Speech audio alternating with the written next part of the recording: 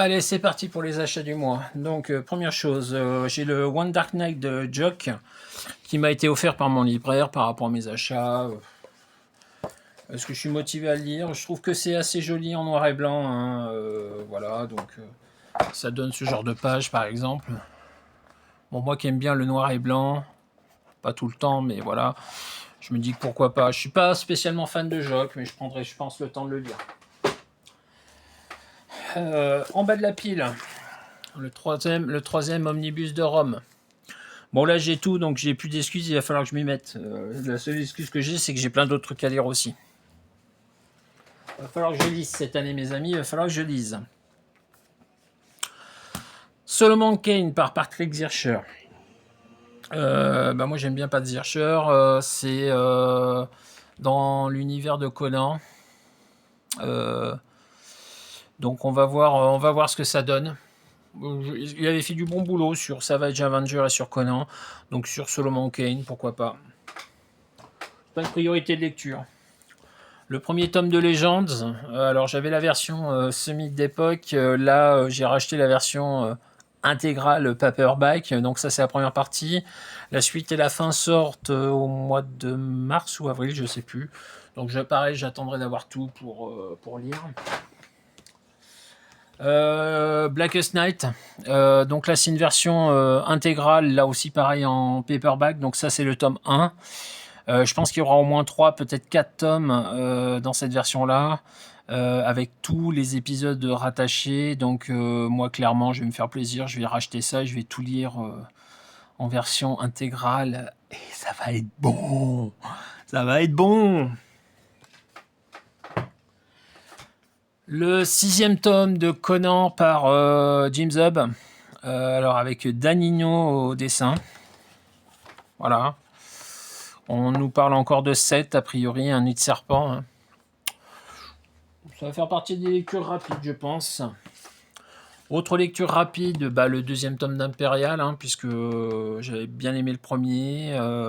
Bon, ce qui s'annonce pour la suite n'est pas très bon, puisque Marvel arrête toutes les séries dérivées suite à l'événement. Pourquoi, comment, je ne sais pas. En tout cas, on lira ça. Donc, l'intégrale 83-84 d'Iron Man, donc la suite de ce que j'avais lu le mois dernier. À noter que j'étais très surpris de voir que la vidéo sur l'intégrale en question a fait un très très gros score sur ma chaîne.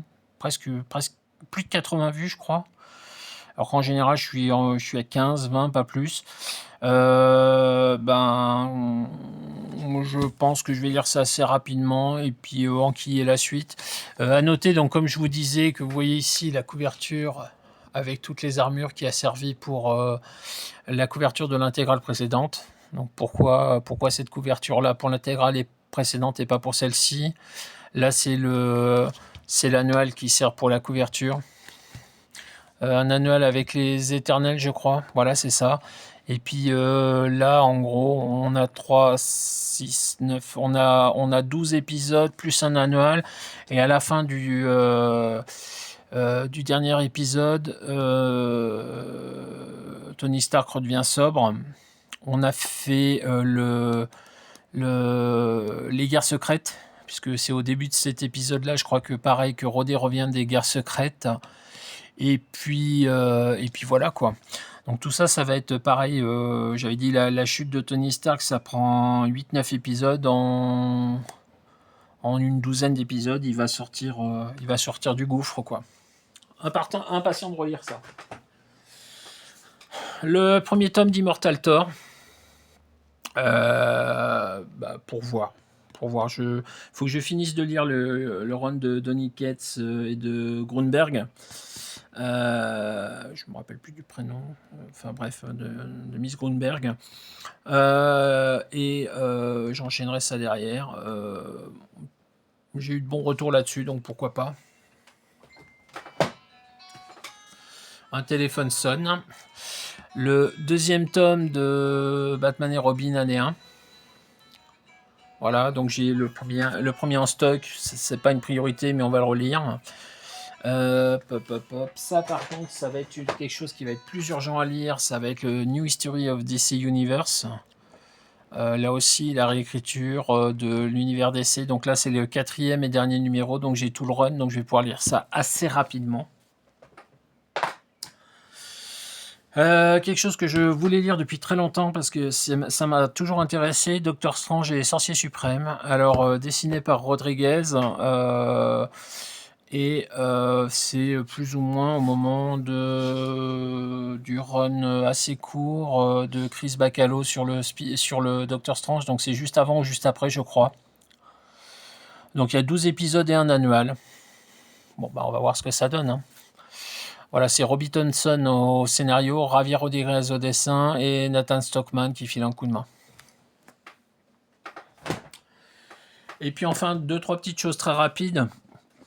La fin du Fable, donc série complète en 10 tomes, donc là c'est le 10e tome. Donc là j'ai tout.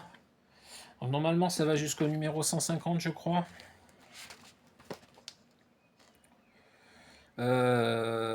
Voilà, ça va jusqu'au numéro 150.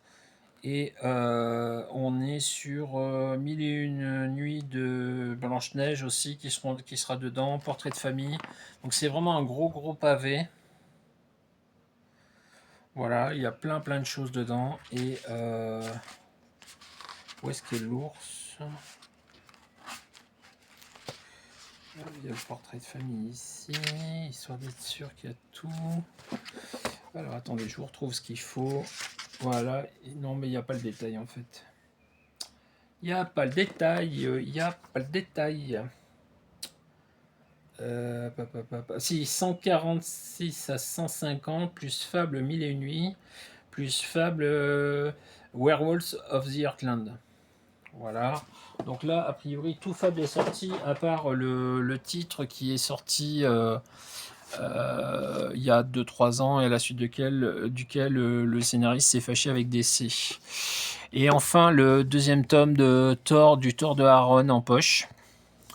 Donc ça aussi, pareil, je vais les stocker. A priori, il y en a 8. Voilà, série complète en 8 volumes. Donc je vais attendre d'avoir les 8 et je lirai tout d'un coup. Ça sera plus simple. Et enfin, le dernier achat, parce que j'ai craqué comme un gros geek.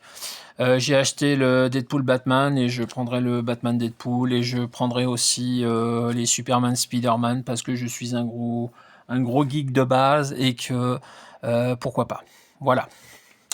C'est tout pour les achats du mois. Merci de votre attention et normalement rendez-vous le mois prochain pour la prochaine fournée de vidéos. À bientôt. Salut.